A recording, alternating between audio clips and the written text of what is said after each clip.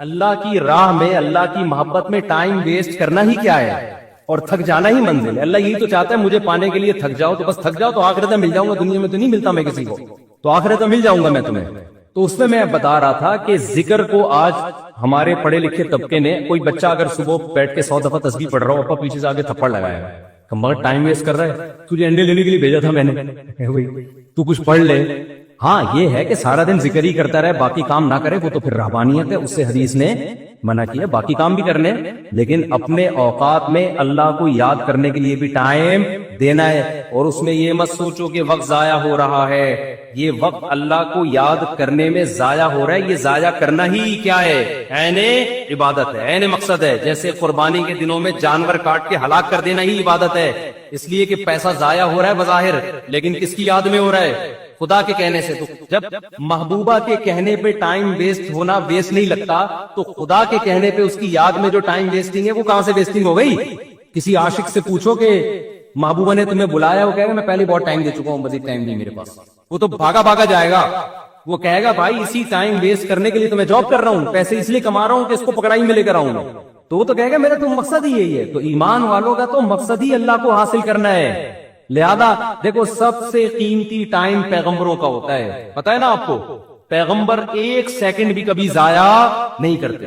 لیکن وہ ایک آیت میں بار بار پیش کرتا ہوں نا، یہ بھی ہمارے حضرت پڑھا کرتے تھے، یہ آیت بڑا مزہ آتا تھا جب حضرت اس کی تشریح کرتے تھے۔ اللہ نے کوہ طور پہ موسیٰ علیہ، مختصر بیان کروں گا، کئی بار بیان کر چکا ہوں، اللہ نے کوہ طور پہ موسیٰ علیہ السلام کو بلایا، پہلی دفعہ اللہ میاں نے موسیٰ علیہ السلام سے پوچھا وما تلک بیمینک یا موسیٰ، اور یہ تیرے دائیں ہاتھ میں کیا چیز ہے اے موسیٰ۔ اتنا لمبا کلام بظاہر ٹائم ویسٹنگ ہے یا نہیں ہے؟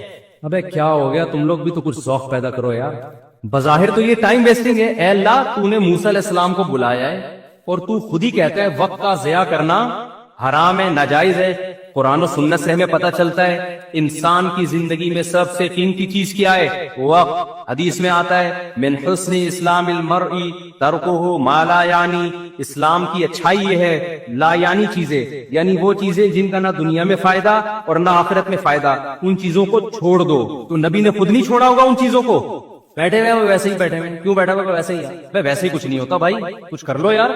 ہاں کچھ کر کر کے تھک گئے ہو اس لیے بیٹھے ہوئے ہو، تو پھر ویسے ہی نہیں ہے، آپ بولو ریلیکس ہونے کے لیے بیٹھا ہوں، ویسے ہی کچھ نہیں ہوتا۔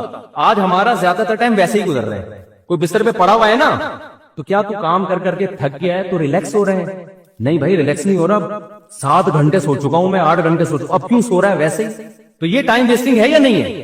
ایک ہوتا ہے تھک گیا سو رہا ہے، بنتا ہے بھائی یہ سونا ٹائم ویسٹنگ نہیں ہے۔ ایک ہوتا ہے دماغی کام کر کر کے تھک گیا، تھوڑا کھیل رہا ہے، کھیل کود کرے گا تاکہ ذہنی تفریح ہو، یہ ٹائم ویسٹنگ نہیں۔ ایک ہے کھیل لیا، آدھا گھنٹہ کھیل لیا، وہ بہت ہے نا، دماغ فریش ہو گیا، اب کوئی ڈھنگ کا کام کرو، مزید کھیل رہے ہیں، اب ڈبو کھیل رہے ہیں دماغ فریش کرنے کے لیے، ڈبو سے دماغ فریش، ڈبو ہی کہتے ہیں آج کل، کچھ ہمارے زمانے میں ڈبو کہتے تھے، آج کل کیا کہتے ہیں؟ ڈبو ہی کہتے ہیں، ہوتی بھی اس کی طرح ڈبو، اور جو کھیل رہے ہوتے ہیں وہ بھی ڈبو لگ رہے ہوتے ہیں۔ ابے تو کھیل کے، ہم بھی دیکھو کھیلتے ہیں، میں بھی ذہنی تفریح، میں جاگنگ کرتا ہوں ذہنی تفریح کے لیے، بھاگتا بہت، پسینہ نکالتا ہوں، ایسا مزہ آتا ہے، جم چلے گئے، بچوں کے ساتھ بہت آدمی انجوائے کرتا ہے، بچوں کے ساتھ کھیلے، محبت بھی ہوتی ہے، بہت بچے اچھے بھی لگتے ہیں۔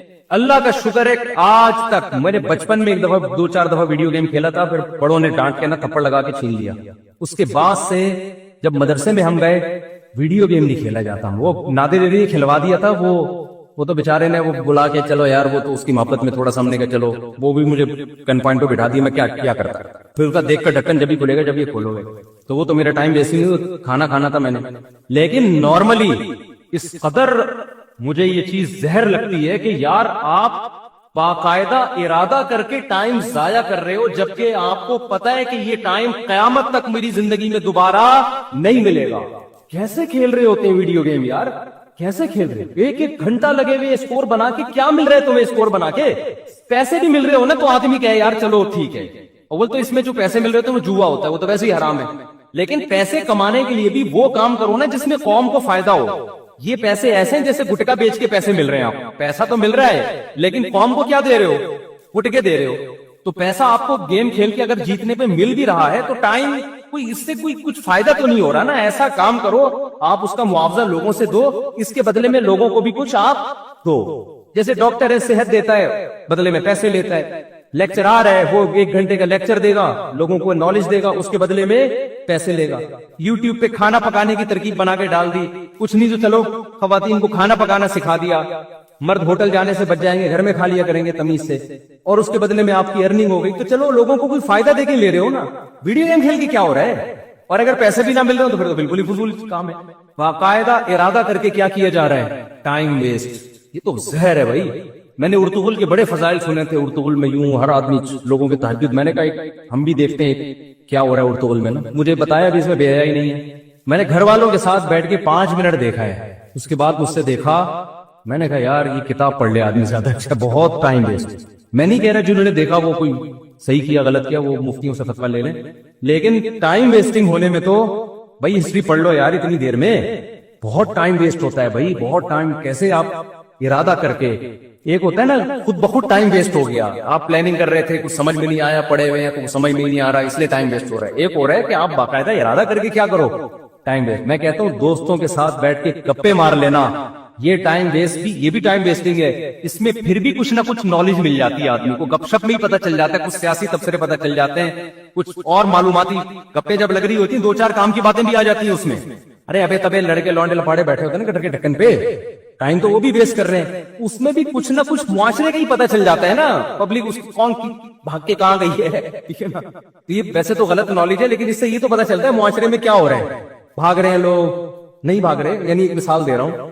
تو کچھ معاشرے کی سوسائٹی کی نالج ہوتی ہے، انسان کو سوسائٹی کو گائیڈ کرنے میں آسانی ہو جاتی ہے، کیونکہ جو گٹر کے ڈھکن پہ نہیں بیٹھے گا اس کو کیا پتا کہ ہو کیا رہا ہے، سمجھ رہے ہو۔ آج ایک مولانا صاحب نے مجھے کہا کہ یہ شرن جائز نہیں، میں نے کہا کیوں کہہ رہے اس میں عورتوں سے مشابہت، میں نے کہا کہاں سے مشابہت ہے، پورا ناظم آباد میں ایسے بال رکھے ہوئے، وہ کوئی لمبے بالوں پہ اعتراض کر رہے تھے کہ عورتوں سے مشابہت، میں نے کہا بھائی مرد بہت زیادہ بڑے لمبے بال رکھتے ہیں، آپ کون سی دنیا میں رہتے ہو۔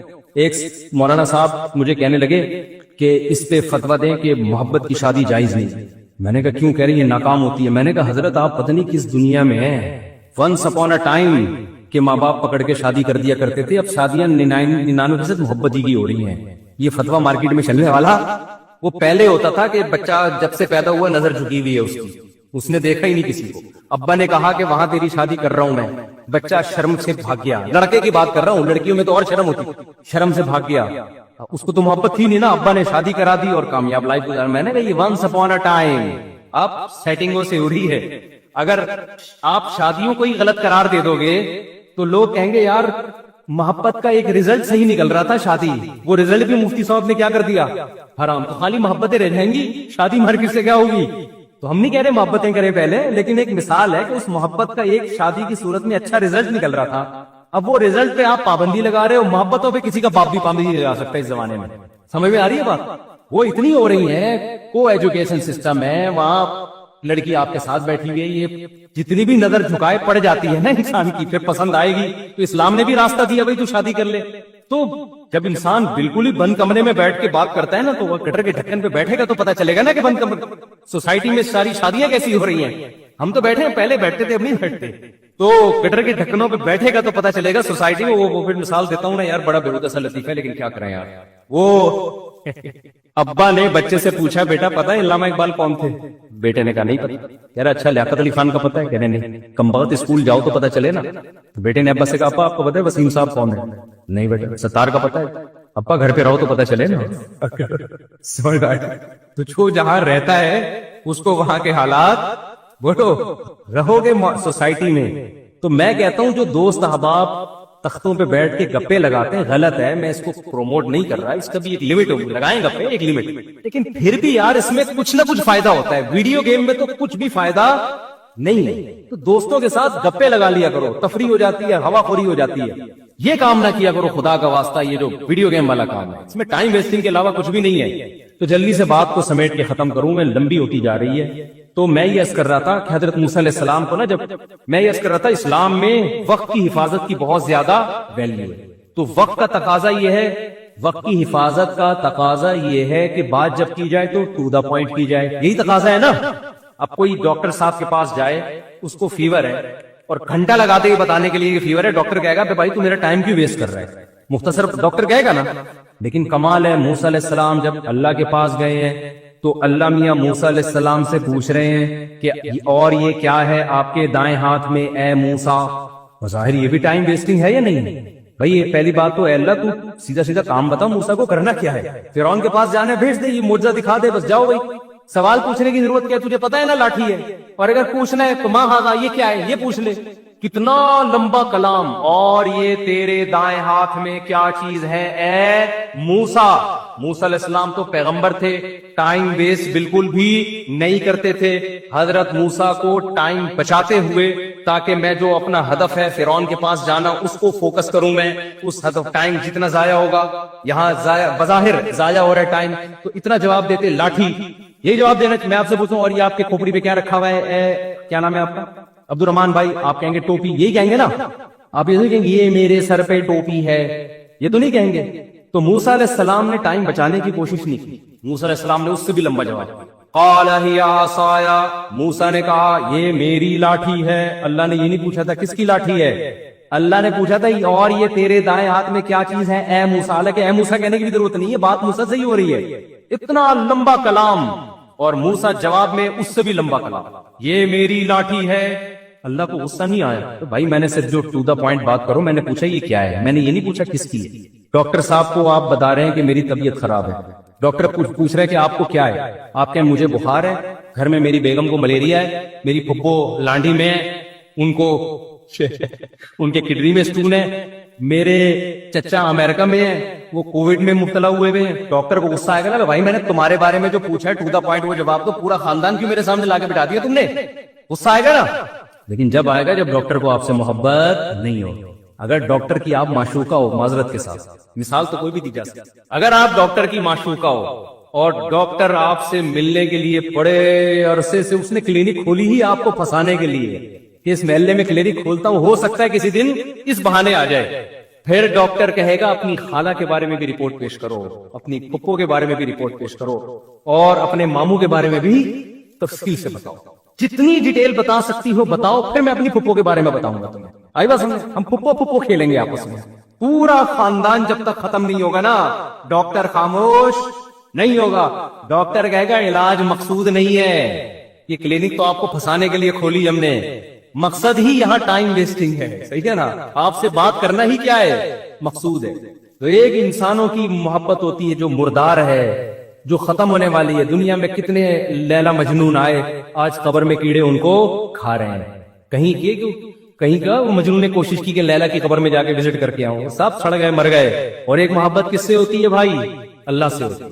پت میں لمبا کلام کر رہے ہیں، یہاں ٹائم ویسٹ کرنا ہی کیا ہے، مقصود ہے۔ اور موسیٰ علیہ السلام کی محبت کو شے آ گئی اور کہہ رہے ہیں ہیا عصایا، یہ میری لاٹھی ہے، اتوکئ علیہا۔ کوئی لبرل آدمی بیٹھا ہوا ہوتا، سائنٹسٹ وہاں پہ پڑھا لکھا، وہ ٹائم کیلکولیٹ کر رہا ہوتا، اتنی دیر میں موسیٰ علیہ السلام اتنی چیزیں ایجاد کر سکتے تھے قوم کی خدمت، اتنے غریبوں کو کھانا کھلا سکتے تھے۔ یہ کیسے نبی ہے معاذ اللہ ہے بھائی؟ یہ کیا قوم کے قائد بنیں گے؟ یہ کیا قیادت کریں گے؟ یہ لوگوں کو ٹائم بچانے کی ترغیب کیسے دیں گے؟ ان سے تو سوال پوچھا گیا یہ کیا ہے، جواب میں پوری رپورٹ پیش کر دی انہوں نے، اتنا لمبا کلام۔ لیکن موسیٰ کے سامنے کوئی لبرل ایسی بات کرے تو موسیٰ علیہ السلام کہیں گے کمبخت، تیرے دل میں اس خدا کی محبت نہیں ہے، ذرا اس رب کی محبت کی چنگاری پیدا کر لے تو بھی تو ایسے ہی ٹائم ویسٹ کرے گا۔ اور یہ ٹائم ویسٹ نہیں ہے، یہ کائنات بنی ہی خدا کی محبت پیدا کرنے کے لیے، تو یہ تو ساری چیزیں اللہ نے اس لیے بنائی ہیں، یہی تو مقصد ہے۔ بلکہ موسیٰ کو جب بھیجا نا اللہ نے فرعون کے پاس، تو موسیٰ علیہ السلام کہیں گے اللہ نہ بھیج، یہی کوہ طور پہ ہی مجھے بٹھا لے۔ وہ تو اللہ نے آرڈر دے دیا تھا فرعون کے پاس جاؤ، تو چلے گئے، ورنہ دل موسیٰ علیہ السلام کا جانے کا نہیں چاہ رہا تھا، بس یہی دل چاہ رہا تھا اللہ سے ہی ہم کلام ہوتا رہوں، میں اللہ سے ہی باتیں کرتا رہوں۔ تو قال ہی عصایا، اب وہاں کوئی لبرل بیٹھا ہوا ہے، سائنٹسٹ بیٹھا ہوا ہے، تو موسیٰ علیہ السلام پر اعتراض کر، موسیٰ علیہ السلام کیا کہہ رہے ہیں، ہی عصایا، یہ میری لاٹھی ہے، اتوکئ علیہا، اس پہ میں ٹیک بھی لگاتا ہوں، واہش بہا علی غنمی، درختوں کے پتے جھاڑ کر اپنی بکریوں کو پتے بھی کھلاتا ہوں، ولی فیہا مآرب اخری، اور اے اللہ بہت سارے اور بھی کام ہیں، پرمیشن دے تو پوری رپورٹ پیش کر دوں تیرے سامنے۔ سمجھتے ہو کہ نہیں سمجھتے؟ تو یہ ہے ذکر اللہ کا فلسفہ۔ اس لیے صبح شام کچھ اللہ اللہ بھی ہمیں کرنا چاہیے، کوئی بات نہیں ٹائم ویسٹ ہو رہا ہے، دل لگے نہ لگے، لا الہ الا اللہ، کوئی عبادت کے لائق نہیں ہے سوائے اللہ کے، لہ الملک وحدہ لا شریک لہ، اکیلا ہے، اس کے ساتھ کوئی شریک نہیں ہے، لہ الملک، اسی کے لیے بادشاہی ہے، ولہ الحمد، قابل تعریف صرف وہی ذات ہے، یحیی، جس کو چاہتا ہے زندگی دیتا ہے، مردوں کے زندہ پیدا کر دیتا ہے نا، انڈے سے چوزا نکال دیتا ہے، مردہ چیز تھی، ویمیت، جس کو چاہتا ہے موت دے دیتا ہے۔ مائیکل جیکسن نے پورا زور لگا دیا 100 سال زندہ رہنے کا، اللہ نے چاہا 50 سال کے بعد ڈاکٹروں کے پینل کے بیچ میں سویا ہے، صبح پولیس بھی اس کو نہیں اٹھا سکی۔ اتنے بڑے بڑے تصرفات کس نے اپنے ہاتھ میں رکھے ہیں؟ اللہ نے۔ کتنے میڈیکل سائنس نے ترقی کر لی، پھر بھی ڈاکٹر بھی مر جاتے ہیں، اور کوئی ضروری نہیں کہ پوری عمر 50 سال میں مر جاتے ہیں، 40 سال میں مر جاتے ہیں۔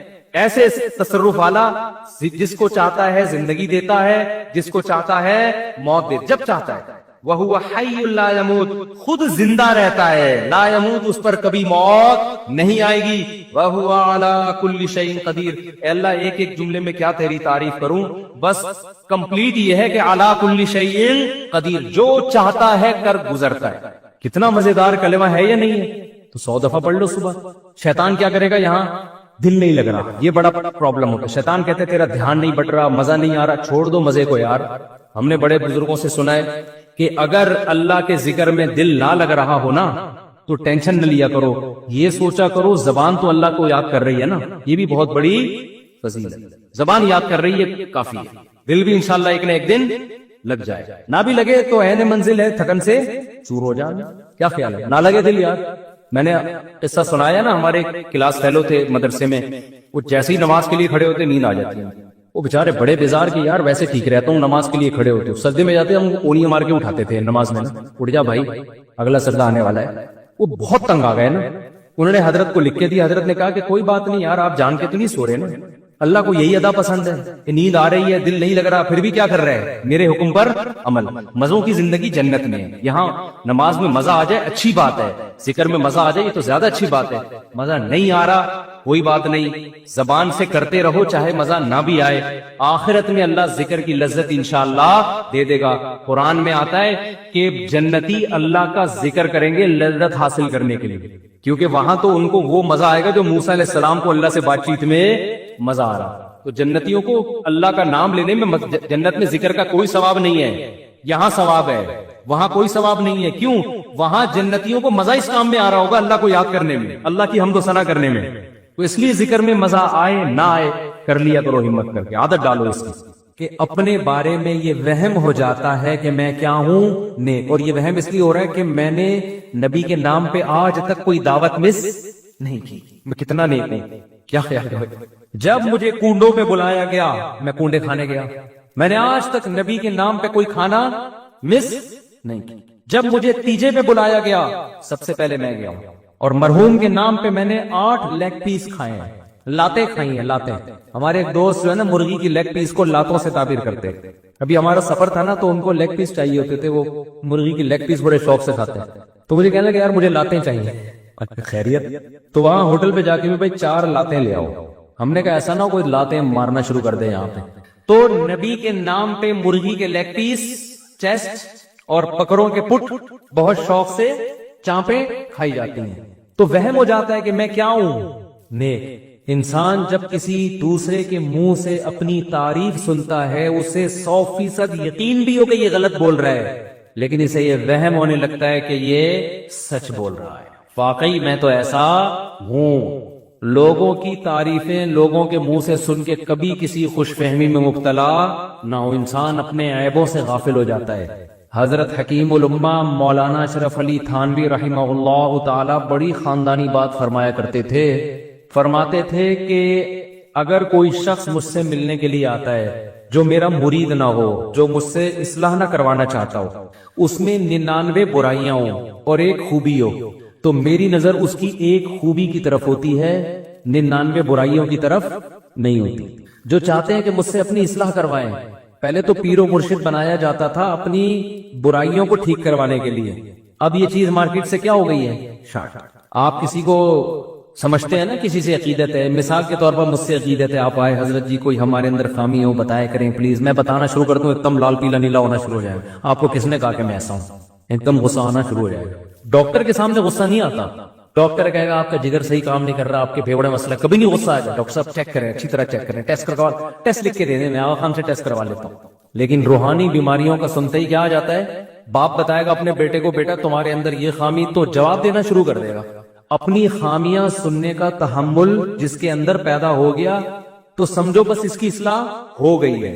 خامیاں تو ختم کبھی بھی نہیں ہوں گی، یہ خامی ختم ہو جائے کہ اپنی برائی سننے کا کی برداشت پیدا ہو جائے، بس اس کا مطلب بندہ ٹھیک ہے۔ بھائی خامیاں تو کبھی بھی ختم نہیں ہوں گی، وہ تو کبھی ایک خامی ختم ہوئی تو دوسری پیدا ہو گئی، دوسری پیدا ہوئی تو جیسے تہذیب کی ضرورت پڑتی ہے نا، درختوں کی شاخیں نکلتی رہتی ہے، کٹنگ ہوتی رہتی ہے، تو آپ کے اندر بھی برائیاں پیدا ہوتی رہیں گی، کٹنگ ہوتی رہے گی۔ ایسے بن جاؤ کہ تہذیب کی ضرورت ہی نہ رہے، ایسے نہیں بن سکتے آپ، ایسا یہ ہو ہی نہیں سکتا۔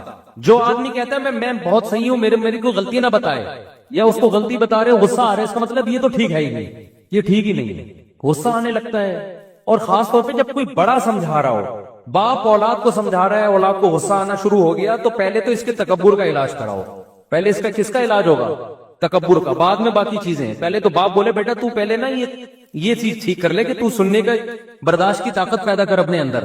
شوہر بیوی کو کوئی غلطی سمجھا رہے تو بھڑکنا شروع ہو جائے، وہ غلطی اتنی بڑی غلطی نہیں ہے، یہ بھڑکنا۔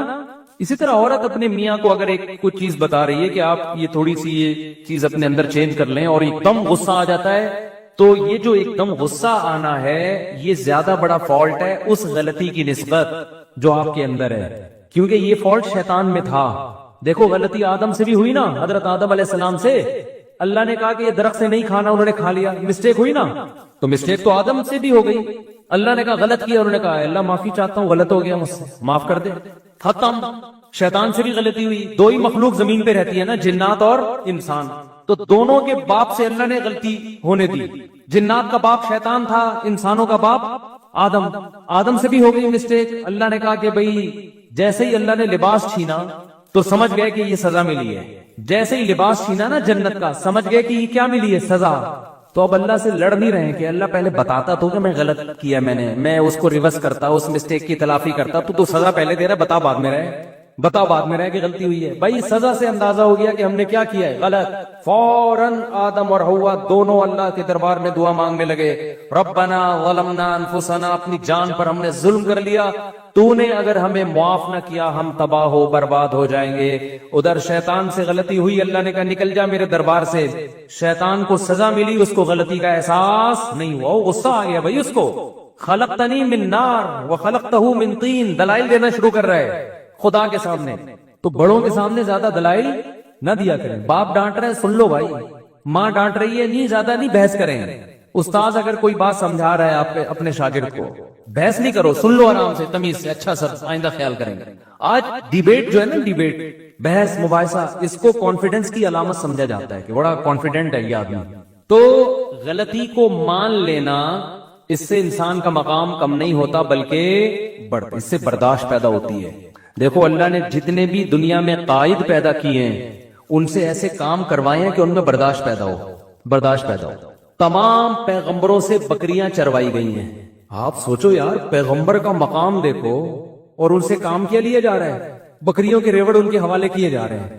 موسیٰ کلیم اللہ کیا کم مقام تھا، موسیٰ کلیم اللہ کوہ طور پہ بلا کے اللہ ہم کلام ہو رہے ہیں، کام کیا لیا جا رہا ہے، 10 سال بکریاں چراؤ ہے بھائی، اتنے بڑے پیغمبر۔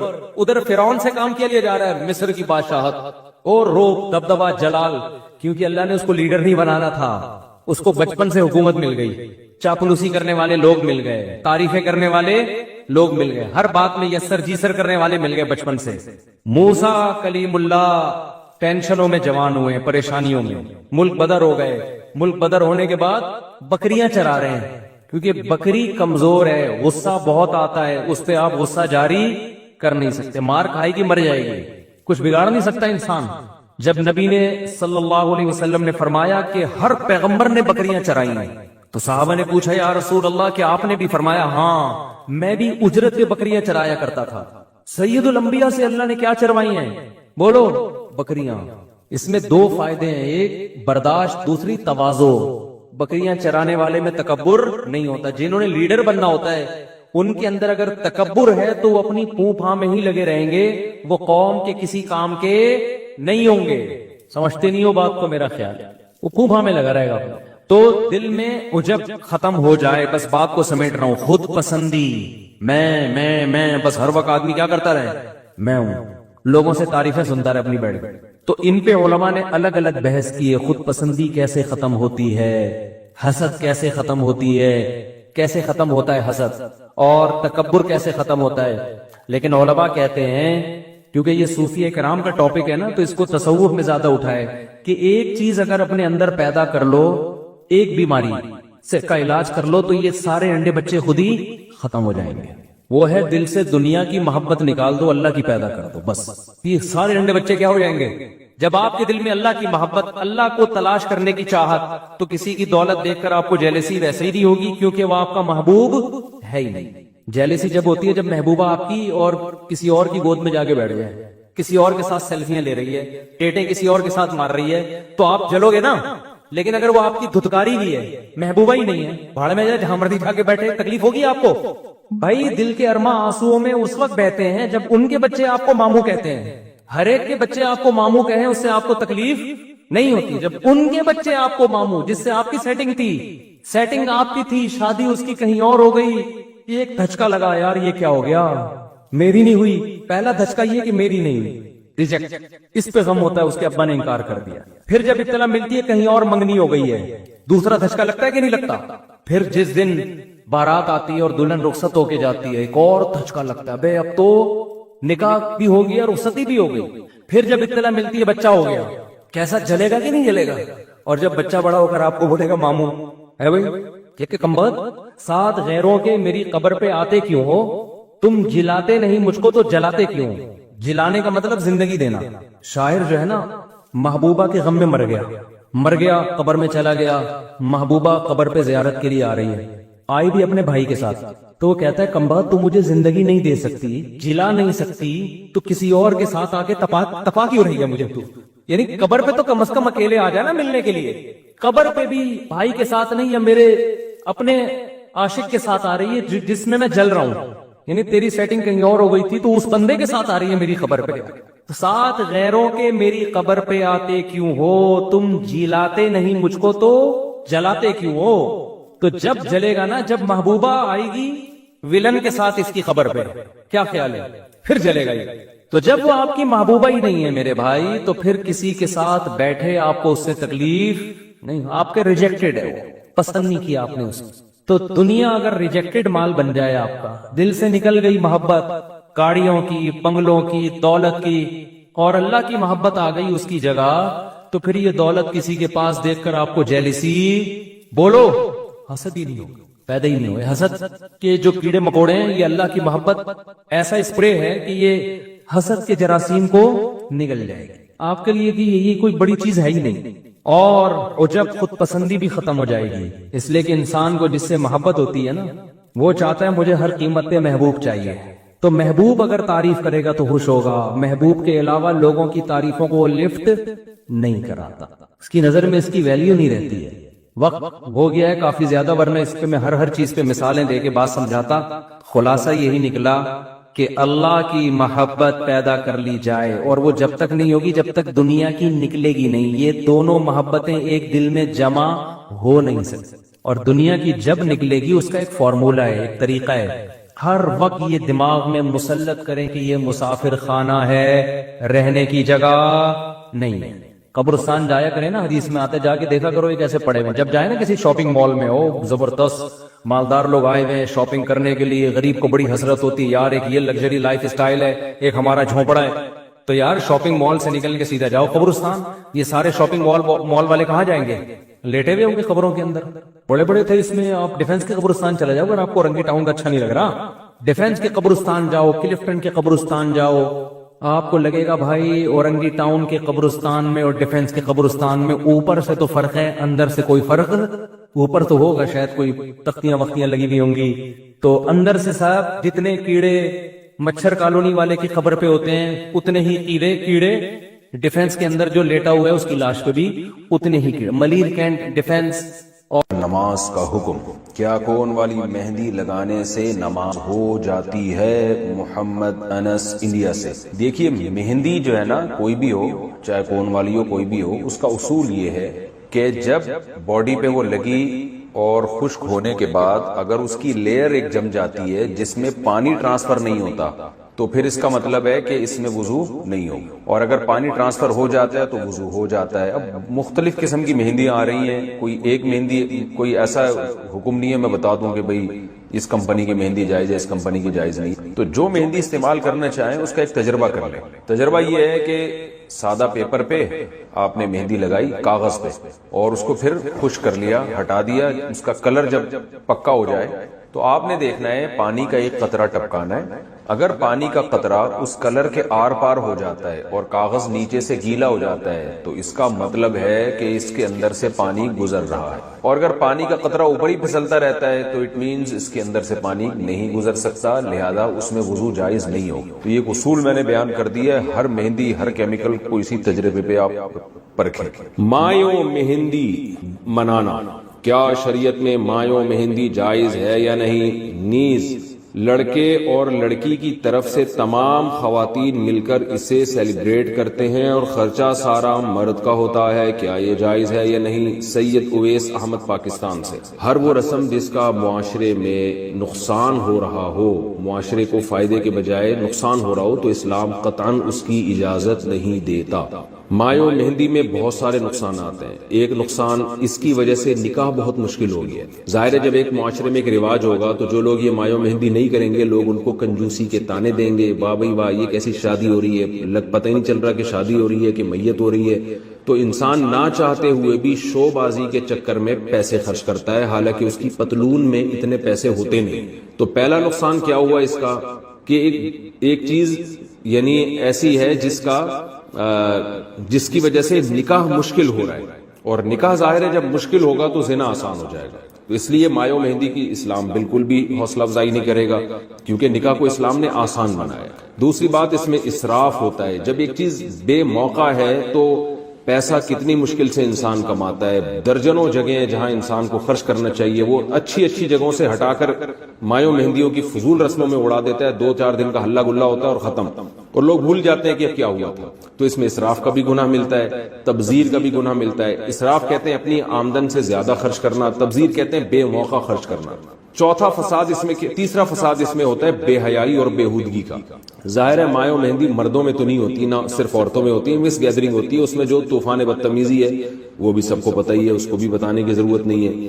اور چوتھی بات یہ کہ اسلام نے ہمیں نکاح کا ایک خاص طریقہ بتایا ہے، تو اگر یہ کام ہندو کریں مایو مہندی، عیسائی کریں تو سمجھ میں آتا ہے۔ آپ کے مذہب نے تو آپ کو گائیڈ کیا ہے کہ کیسے نکاح کرنا ہے، اس میں یہ بتا دیا ہے کہ دعوت بھی کب ہوگی۔ تو اسلام نے بتایا ہے کہ بھئی دعوت جو ہوگی نا رخصتی کے بعد، مرد ولیمے کی دعوت کرے گا، اس پہ پیسے خرچ کرے گا۔ تو جب اسلام نے ہمیں بتا دیا ہے کہ کہاں خرچ کرنا ہے کہاں نہیں کرنا، تو ہمارے پاس اسلام کی گائیڈنس موجود ہے، لہذا نکاح ہم نے کرنا ہے تو سنت طریقے پر۔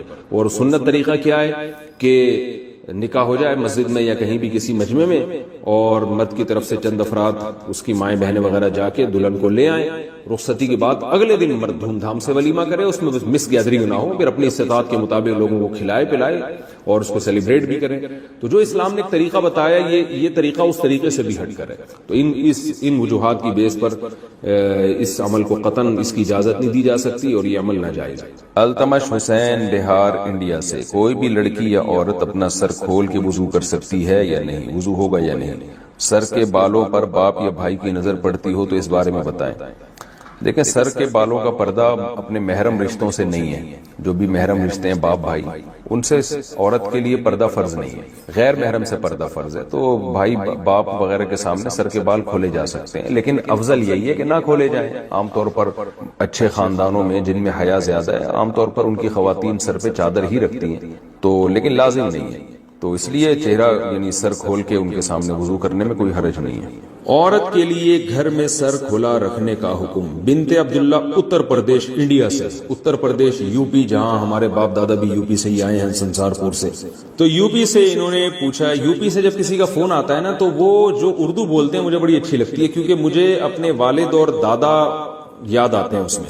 دادی, وہ ہماری دادی اور والد جو اردو بولتے تھے نا, وہ بالکل وہی اردو تھی جو اب یو پی سے کسی کا فون آتا ہے تو وہ جو اردو بول رہا ہوتا ہے, مجھے بڑا اچھا لگتا ہے ان کا اردو بولنا, کیونکہ مجھے اپنے والد صاحب اور والدہ اور اپنی دادی جو ہمارے پرانے بزرگ دنیا سے جا چکے ہیں, اللہ تعالیٰ ان سب کی مغفرت فرمائے, ان سے جو ہم نے اردو سنی تھی وہ ایکسنٹ اور وہ لہجہ ہمیں یو پی سے مل رہا ہوتا ہے. بڑا اچھا سا محسوس ہوتا ہے. کئی دفعہ جو یو پی سے کسی کی کال آئے تو میں ان کو کہتا بھی ہوں کہ آپ تھوڑی سی بات کریں, مجھے بڑا مزہ آ رہا ہے.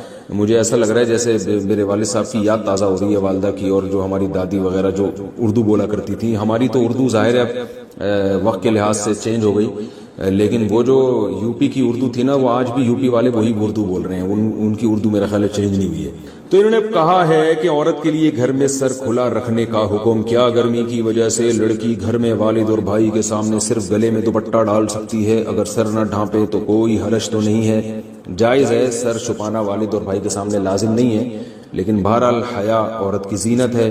اگر سر پہ چادر ڈال لیں تو اچھا ہی ہے, یہ برا نہیں ہے. بعض گھروں میں تو اس کا بڑا خیال کیا جاتا ہے. تو شریعت نے گنجائش ضرور دی ہے کہ عورت سر کے بال کھول سکتی ہے, لیکن اپریشیٹ نہیں کیا. تو اگر چادر سر پہ رکھیں تو زیادہ اچھی بات ہے, لیکن کوئی فرض نہیں ہے. کیا غسل کرنے سے بھی وضو ہو جاتا ہے؟ کیا غسل کرنے سے وضو ہو جاتا ہے؟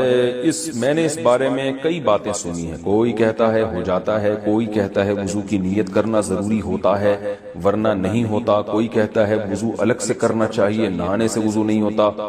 اختر علی سعودی عرب سے. دیکھیں, وضو میں 4 اعضاء کا دھونا فرض ہے, چہرے کا اور ہاتھوں کا کوہنیوں تک, سر کا مسح اور پاؤں ٹخنوں تک. تو غسل کے دوران اگر یہ اعضاء دھل گئے پورے طور پر تو وضو آپ کا آٹومیٹیکلی ہو گیا. تو یہ ہے اصل. باقی سنت عمل یہ ہے, صحیح طریقہ یہ ہے کہ جب غسل کیا جائے تو آپ صلی اللہ علیہ وسلم نے جو غسل کا طریقہ سکھایا, پہلے وضو کریں پھر مکمل غسل کریں, یہ اچھا طریقہ ہے. لیکن اس پر عمل نہیں بھی کیا, ایسے ہی پانی بہا دیا تو بھی وضو آپ کا آٹومیٹیکلی خود بخود ہو جائے گا, دوبارہ وضو کی ضرورت نہیں ہے. غسل کے وضو سے نماز پڑھ سکتے ہیں. جو وضو ہم غسل شروع کرنے سے پہلے کرتے ہیں, کیا اس وضو سے نماز ہو جائے گی یا غسل کرنے کے بعد نماز پڑھنے کے لیے دوبارہ وضو کرنا ہوگا؟ جاوید صاحب انڈیا سے.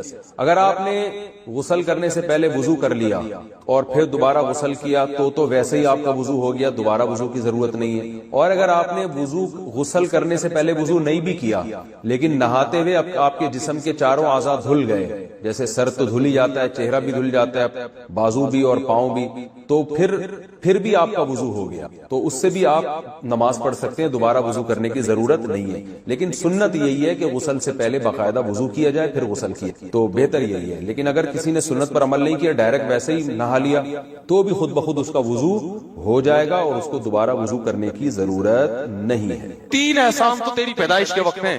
حملت ہو امہ کرہن, تیری ماں نے تکلیف سے تجھے پیٹ میں اٹھایا. ووضعت ہو کرہن, تکلیف سے تجھے جنائے. اور حملہ وفصالہ 30 شہرا, 2.5 سال تک ایک لمحے کے لیے تجھ سے دور نہیں ہوئی ہے. خدا سے کوئی بحث کر سکتا ہے؟ جب خدا کو خدا مان لیا تو ہتھیار ڈالنے پڑیں گے. اور اگر کسی کی ماں نے 2.5 سال تک گود میں نہیں اٹھایا تو اللہ نے ایک اور بات بیان کی ہے, وَأُولُو الْأَرْحَامِ بَعْضُهُمْ أَوْلَىٰ بِبَعْضٍ فِي كِتَابِ اللَّهِ. اللہ کہتے ہیں کسی اور کے کتنے بھی احسانات ہوں, لیکن بلڈ ریلیشن اللہ کی نظر میں تمام ریلیشن سے زیادہ امپورٹنٹ ہے. تمہاری ماں نے جن کے کسی اور کے حوالے کر دیا, پھر بھی ماں کا حق ساقط نہیں ہوتا. تبھی یہ جو عدالتوں میں بچے باپ سے الگ ہو جاتے ہیں نا, پھر بچے کہہ رہے ہوتے ہیں ہمارے باپ نے تو ہمیں پوچھا نہیں. میں ان سے کہتا ہوں تمہارے باپ نے نہ بھی پوچھا ہو, باپ کا رشتہ پھر بھی ختم نہیں ہوتا. تمہیں اپنے باپ کی پھر بھی خدمت کرنی پڑے گی, کیونکہ قرآن کیا کہہ رہا ہے, تمہیں اللہ نے اس کے خون سے بنایا, اس کے جسم سے بنایا. یہ ریلیشن جو اللہ نے قائم کر دیا, یہ ختم کرنے سے ختم نہیں ہو سکتا. تبھی تو وراثت سے آپ اولاد کو محروم نہیں کر سکتے. دیکھو انگریزوں میں یہ ہے کہ باپ کہتے ہیں کہ میری وراثت میری اولاد کو نہیں ملے گی, فلاں کو ملے گی. وہ کہتے ہیں مل جائے گی. اسلام میں کیا ہے, باپ کہتے ہیں میری وراثت میری اولاد کو نہیں ملے گی, تو کیا محروم ہو جائے گی اولاد؟ نہیں ہوگی. اسلام کہتا ہے بھائی ریلیشن ختم نہیں ہو سکتا. آپ مر گئے, آپ کی وراثت میں 12.5% آپ کی بیوی کو ملے گا, چاہے آپ اس سے خوش تھے یا خوش نہیں تھے. کیوں؟ ریلیشن ہے نا. اگر آپ محروم کرنا چاہتے تھے, آپ پہلے طلاق دے دیتے اس کو اور عدت بھی ختم ہو جاتی. اچھا, فقہاء نے لکھا ہے اگر بیوی کو طلاق دی اور عدت کے دوران آپ کی ڈیتھ ہو گئی پھر بھی ملے گا اگر آپ بیمار تھے. کیوں؟ یہ اس کی علامت ہے, آپ نے محروم کرنے کے لیے طلاق دی ہے اس کو. آپ بیمار تھے, آپ کا مرنے کا تھا, آپ نے کہا طلاق دے کے اس کو فارغ کرو, تو پہلے کیوں نہیں دی, اب کیوں دے رہا ہے؟ تو اسی بیماری میں مر گئے اور عدت باقی تھی تو نہیں ملی, تو بھی ملے گی اس کو وراثت. تو عدت بھی ختم ہو گئی ہو, مرض الموت بھی نہ ہو, پھر اگر ریلیشن بالکل ختم پھر نہیں ملے گی. جب تک ریلیشن ہے تو اسلام تعلقات نہیں دیکھتا. ریلیشن کو کیا کرتا ہے؟ تعلقات سے میری مراد ہے کہ خونی تعلقات دیکھتا ہے اسلام. ریلیشن نہیں دیکھتا کہ آپ کے اس سے کتنا اچھا بن کے تھے یا نہیں. وراثت ملے گی. کیوں؟ قرآن کہتا ہے اولو الارحام، جو بلڈ ریلیشن ہے اللہ کی نظر میں اس کی اہمیت تمام ریلیشن سے سب سے زیادہ. تو اب یہاں ہمارے لیے بحث کا دروازہ اسلام نے کیا کر دیا؟ ختم. آپ کو باپ کو دوست پہ ترجیح دینی پڑے گی، سگے بھائی کو دوست پہ ترجیح دینی پڑے گی، بیوی کو انٹیوں پہ ترجیح بولو نا دینی پڑے گی، اولاد کو باقیوں پہ ترجیح دینی پڑے گی آپ، کیونکہ آپ کی اولاد ہے، پہلے اس کا خیال کرنا پڑے گا آپ کو. تبھی تو جابر بن عبداللہ رضی اللہ تعالیٰ عنہ بیمار ہو گئے تو انہوں نے کیا کیا؟ غریبوں کی خاطر اپنی ساری جائیداد، نبی کو کہا کہ میں ساری جائیداد صدقہ کر رہا ہوں، اور وصیت کر دی. آپ نے فرمایا نہیں، پہلے کس کا حق ہے؟ اولاد کا. تو حضرت جابر بن عبداللہ نے فرمایا کہ ٹھیک ہے یا رسول اللہ، 2/3 66.6% وہ غریبوں میں اور 33.34% وہ اولاد میں. آپ نے فرمایا نہیں، اس سے بھی زیادہ دو، ان کا حق ہے. تو پھر آپ نے 33% جو ہے وہ وصیت کی، صدقے کی، اور 66% کس کے لیے چھوڑا؟ اولاد کے لیے. اس پہ بھی نبی نے خوشی کا اظہار نہیں کیا. آپ فرمایا ثلث کثیر، یہ جو 1/3 ہے نا یہ بھی بہت ہے. تبھی علماء نے لکھا ہے اگر وصیت کرنی بھی ہو نا غیروں کے لیے تو 1/3 سے کم کرے. نہیں یہی بات سمجھ میں؟ اور یہ بھی مالدار لوگوں کے لیے، جو غریب لوگ ہیں ان کے لیے کہ سارا کس کے لیے چھوڑے؟ اولاد کے لیے. تو اللہ تو بلڈ ریلیشن کو کیا کر رہا ہے؟ ترجیح دے رہا ہے. گورے کے پاس یہ تعلیمات نہیں ہے، عقل سے یہ چیزیں ڈیسائیڈ ہو ہی نہیں سکتی ہیں. تو اس سے ریلیشن کیا ہو گئے ان کے؟ ریلیشن کے علاوہ وہاں سب کچھ ملے گا. اور سب سے پہلے تو اللہ سے ریلیشن ہی ختم ہو گیا. ہم تو غم میں کس کو پکار لیتے ہیں بھائی؟ بہت سی چیزیں آدمی بیوی سے بھی شیئر نہیں کر سکتا، ابا سے بھی شیئر نہیں کر سکتا، اکیلے میں اللہ سے جا کے بول رہا ہوتا ہے اللہ تجھے پتا ہے کہ میں کیا چاہتا ہوں. وہ آپ کو پتا ہے آپ کیا چاہتے ہیں، سمجھ ہی گئے ہوں گے. بعض چیزیں لوگ ہم سے بتاتے ہوئے بھی شرما رہے ہوتے ہیں. میں کہتا ہوں تنہائی میں اللہ کو بتا دے تجھے کون پسند ہے اور تو کس سے شادی کرنا چاہتا ہے. یا کوئی گناہ ہو گیا آپ سے اور آپ کے دل میں ندامت ہے کہ یار یہ غلط ہو گیا. انسان نہ اپنے باپ کو بتا سکتا ہے، نہ اپنی ماں کو بتا سکتا ہے، نہ اپنے دوست کو بتا سکتا ہے. تنہائی میں کس کے سامنے رو کے ہلکا کرے گا اپنے آپ کو؟ اللہ کے گورے کے پاس یہ آپشن بھی میرے بھائی. تو ریلیشن ہی نہیں ہے نہ اللہ سے، نہ اللہ کے رسول سے، نہ بزرگوں سے، نہ علماء سے، نہ میاں بیوی سے، نہ ماں باپ سے. بزنس کا تھوڑی بہت ہوتا ہے دوستی موستی، وہ تو ہے ٹھیک ہے، کچھ ہوتے ہوں گے ان کے بڑے ریلیشن ہوتے ہوں گے، لیکن میجورٹی اس ریلیشن کی نعمت سے کیا ہو گئی؟ محروم. تو میں آپ کو آخری بات کہتا ہوں، اگر چاہتے ہو نا اچھا ریلیشن، جو کنوارے ہیں نا ان کے پاس بہترین آپشن ہے. ابھی سے ارادہ کرو کسی دیندار سے شادی کرو، وفادار سے، اور اولاد دبا کے پیدا کرو، اپنا خاندان آباد کرو، اللہ پہ توکل کرو. اولاد کو کماؤ پوت نہ سمجھو کہ ہمیں کما کے کھلانے کے لیے ہم نے پیدا کیا ہے، بلکہ اولاد کو یہ باور کراؤ بیٹا ہم جب تک زندہ ہیں تمہیں کھلانے کے لیے، بس تم انسان کے بچے بن جاؤ. تمیز ہم نے تمہیں اس لیے نہیں پیدا کیا کہ تم نوٹ لالا کے. اولاد کو بھی ماں باپ یہ باور کرا دیتے ہیں، اولاد سمجھ جاتی ہے ہمارا ابا ہم سے امیدیں صرف پیسوں کی لگا کے بیٹھا ہوا ہے، کمرشل ہے ابا بھی ہمارا، کیا ہے ہمیں اس نے کمرشل بنا. ہاں پوستی پن بے روزگاروں کی طرح پیتا رہتا ہے، پھر ایک الگ بات ہے، پھر تو چترول بھی لگا دو کسی. وہ تو اپنا فیوچر تباہ کر رہے ہیں نا. وہ کمائے کس کے لیے؟ اپنے فیوچر کے لیے. اس کو ترغیب دو بیٹا ہم جو تمہارے پہ سختی کر رہے ہیں تمہارا فیوچر بنانے کے لیے. باپ کی غیرت کے خلاف ہے کہ وہ اولاد سے مالی امیدیں لگا کے بیٹھ گئے. باپ کو اللہ نے کیا بنایا ہے؟ باپ بنایا. اس کا ہے کہ میں تیرا باپ ہوں، جب تک ہوں تجھے کھلاؤں گا. لیکن اولاد کو چاہیے وہ یہ رکھے کہ میرے پاس جو کچھ ہے کس کے لیے؟ میرے ماں باپ کے لیے. یہ جذبہ جب دین نہیں ہوگا تو پیدا نہیں ہوگا. ہمارے حضرت کے بیٹوں نے بڑی مہنگی گاڑی خریدی. ہمارے حضرت مفتی رشید احمد صاحب بڑے غیرت مند، ان کے بیٹوں نے بڑی مہنگی گاڑی خریدی، حضرت کے پاس نہیں تھی. حضرت نے کہا یہ تو غلط ہو گیا، میرے بیٹوں کے پاس اتنی اچھی گاڑی آ گئی تو لوگ سمجھیں گے یہ باپ ہیں اور ہم کیا ہیں؟ بیٹے ہیں. تو حضرت نے جا کے اس سے مہنگی گاڑی خریدی. حضرت مزے لے کے بتایا کرتے تھے کہ میں نے اس لیے مہنگی گاڑی خریدی تاکہ لوگوں کو پتا چلے باپ کون ہے، باپا. لیکن حضرت کے بیٹے بھی بڑے ماشاءاللہ غیرت مند خاندانی.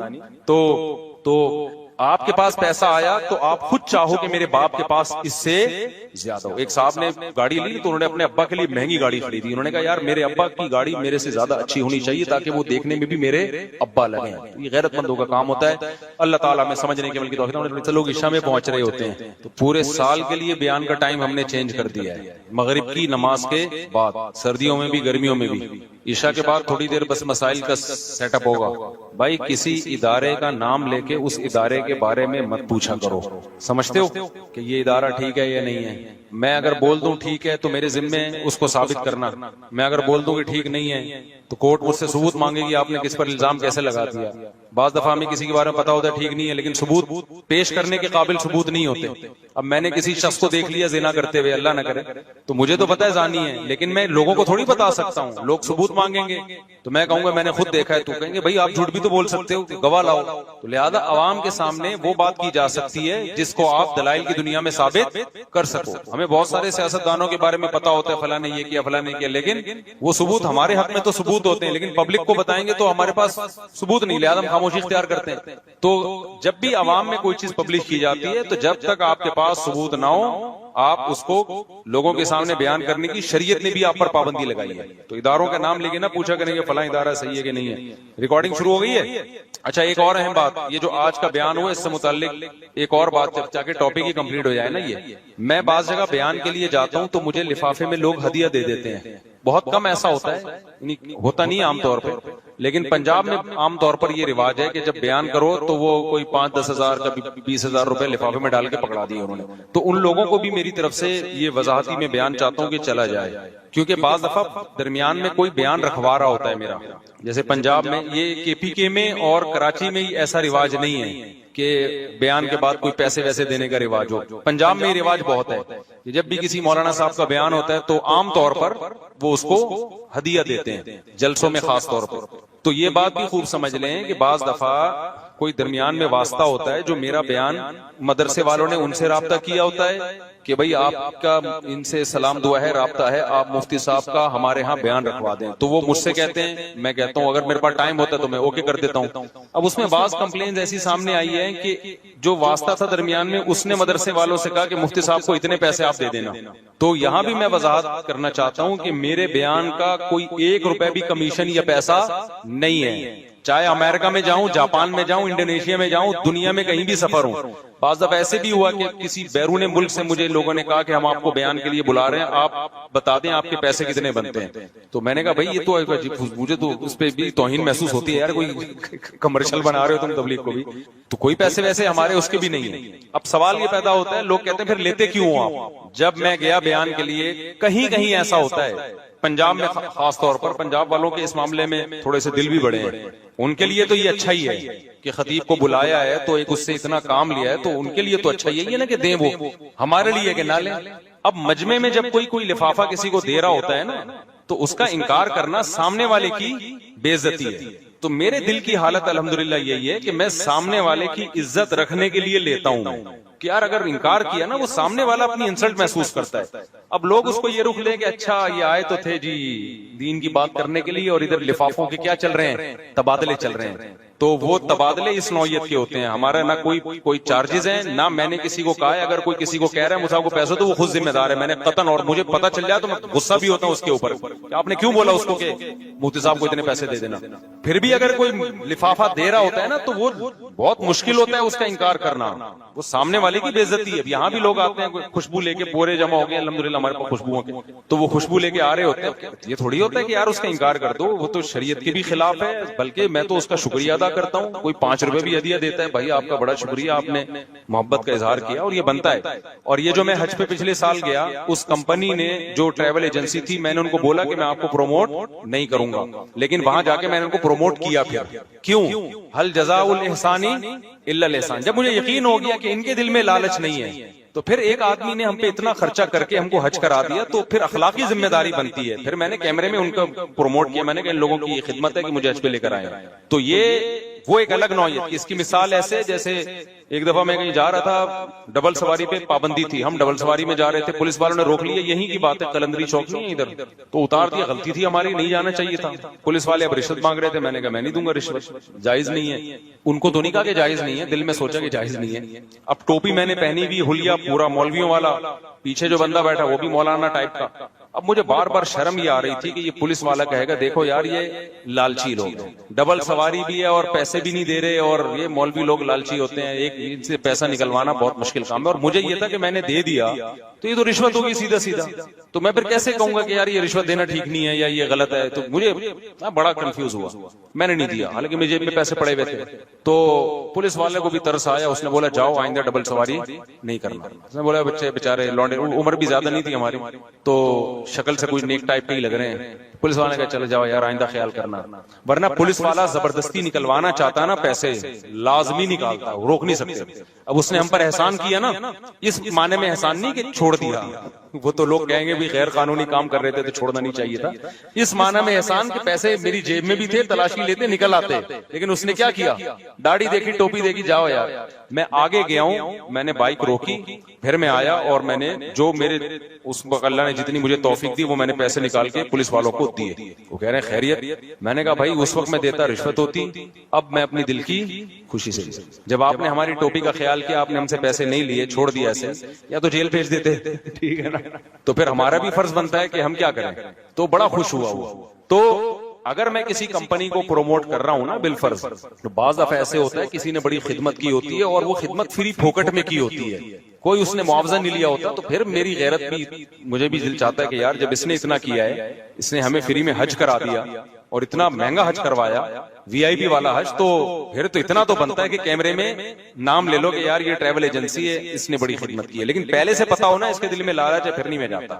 تو وہ ایک الگ نوعیت کی ہے. تو یہ آپ کو بتانے کا میرا بنیادی مقصد یہ کہ آج کل بہت زیادہ یہ الزامات لگائے جا رہے ہیں، مجھ پہ بھی لگ رہے ہیں، اور پھر میرا نام لے کے لوگ سب مولویوں کو لعنتیں بھیج رہے ہوتے ہیں. میرا کوئی ارادہ نہیں تھا اپنی تعریفوں کرنے کا، ہمیں اپنی برائیاں بھی معلوم ہے، انسان اپنی برائیاں کبھی ایکسپوز نہیں کرتا، چھپاتا ہے. لیکن یہ الزامات مت لگایا کریں، اس لیے یہ ساری بات بتانا مقصد تھی. آگے چلو میرے بھائی، ظالم شوہر کے دل میں محبت پیدا کرنے کا کوئی طریقہ یا دعا بتا دیں. ہائے ہائے، ظالم کو اپنی بیوی کی قدر کرنی چاہیے جو چاہ رہی ہے کہ میرا میاں مجھ سے محبت کرے. ظالم کو جو نعمت انسان کو ملتی ہے اس نعمت کی انسان قدر نہیں کرتا. ایسے ہم نے بڑے گھر دیکھے، بیوی کی قدر نہیں کی، پھر وہ جناب کہیں اور انوالو ہونا شروع ہو گئی. غیرت مند عورت تو کبھی بھی نہیں ہوگی جب جس کے نکاح میں ہو، کبھی بھی یہ کام نہیں کرے گی. لیکن طلاق مانگنا شروع کر دیا اس نے، پھر وہ ساری زندگی مرد اس کو یاد کر کے روتا ہے. تو اس کا کوئی وظیفہ نہیں ہے، دعا پڑھ لیا کریں. ایک وہ سورہ فرقان میں ہے نا، ربنا هب لنا من ازواجنا وذرياتنا قرۃ اعین واجعلنا للمتقین اماما. یہ دعا پڑھنی چاہیے، عورت کو بھی مرد کو بھی پڑھنی چاہیے. اس میں یہی ہے کہ اللہ ہمارے زوج کو ہماری آنکھوں کی ٹھنڈک بنا دے. تو زوج کا لفظ عربی میں شوہر پہ بھی آتا ہے اور عورت کے لیے بھی آتا ہے. تو اللہ تعالیٰ اس ہدایت دے. بھائی یہ موبائل نے بڑے مسئلے خراب کیے ہیں. موبائل نے نا، آج ایک ڈاکٹر صاحب ہیں، نام لینے میں کوئی حرج نہیں ہے، ڈاکٹر عرفان نام ہے ان کا. تو آج کوئی زیادہ میرا خیال ہے فیس بک پہ زیادہ مشہور نہیں ہے، لیکن میں اسے سرچ کر رہا تھا تو ایک کلپ سامنے آ گیا، مجھے بڑا خاندانی کلپ لگا. تو میں نے نیچے کمنٹ بھی کیے اور میں نے کہا یار میں ان کا نام لے کے شکریہ ادا کروں گا. انہوں نے، ڈاکٹر عرفان ہی ہے نا، ہیلو، بعض دفعہ غلط آدمی کا نام لے لیتے ہیں. ڈاکٹر عرفان ہی ہے نا، ایک ڈاکٹر نادر علی کو انٹرویو بھی دیا ہے. عرفان کیسا، عفان، دیکھو غلط نام لے رہا تھا، کوئی عرفان ہوگا اپنے نام کے ساتھ چلا دے. عفان کیسر صاحب. ساری باتوں سے تو کسی کے بھی اتفاق نہیں کیا جا سکتا، اور لیکن یہ کہ یہ ایک کلپ میں نے دیکھا، بڑا شاندار کلپ تھا اور بڑی زبردست بات کی. کیونکہ میرے پاس اسی نوعیت کے کیس آ چکا تھا. اسی نوعیت کا کیس یہ تھا کہ خاتون اپنے شوہر سے ناراض ہیں اور فیس بک کی ویڈیو دکھا رہی ہیں کہ فلاں تو اپنی بیوی کو ناران لے کے گیا ہوا ہے، فلاں کاغان لے کے گیا ہوا ہے، فلاں اپنی بیگم کو پھول پیش کر رہا ہے، اور میرے میاں یہ محبت مجھ سے کرتے ہی نہیں. تو ڈاکٹر صاحب نے بڑی ٹائٹ بات کی. وہ بات یہ کی کہ یہ جو فیس بک ہے نا، یہ گھروں میں فیس بک، یوٹیوب، سوشل میڈیا کا بے دریغ استعمال یہ طلاقوں کا ذریعہ بن رہا ہے. جو بھی میاں بیوی اس ٹائپ کے ہوتے ہیں نا، وہ ناران کاغان کی ویڈیو شیئر کر رہے ہوتے ہیں، وہ گھر میں تھپڑ اور ہاتھا پائی کی ویڈیو شیئر نہیں کرتے. اب وہ جو کاغان میں لے جا کے اپنی بیگم کو پھول پیش کر رہا ہے، گھر میں تھوڑی ایسا ہوگا وہ، کیونکہ اس کو فیس بک پہ لوگوں کی ویوز چاہیے اور لوگوں کے کمنٹس چاہیے پازیٹیو. تو ظاہر ہے وہاں جا کے تو پھول بھی پیش ہوں گے، گلے میں ہار بھی ڈالے جائیں گے اور تمیز سے بات بھی کی جائے گی، اور کاغان میں بیگم کے ساتھ گھوم رہے ہیں اور ناران میں یہاں جا رہے ہیں. اصل پریکٹیکل لائف کہاں ہے بھائی؟ گھر میں. گھر میں ہو سکتا ہے